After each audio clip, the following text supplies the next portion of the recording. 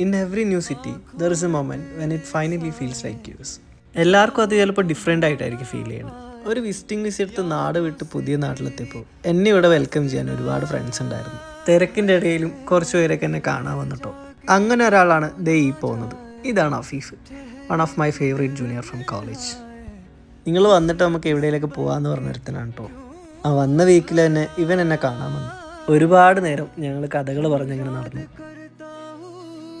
Finding ഡോറി ഉണ്ടോ? പുതിയ ലൈഫും കോളേജിലെ പഴയ ഓർമ്മകളും ദുബായ്, അങ്ങനെ കുറേ കാര്യങ്ങൾ ഞങ്ങൾ സംസാരിച്ചു. അവസാനം ദുബായിൽ ഏതോ ചൈന ടൗൺ ഉണ്ടെന്ന് പറഞ്ഞ് കുറേ നടത്തിച്ച്.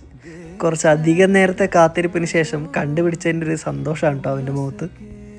അങ്ങനെ ഞങ്ങൾ അവൻ പറഞ്ഞ ചൈന ടൗണും കണ്ടു കഴിഞ്ഞ് ഫുഡ് കഴിക്കാൻ പോയി.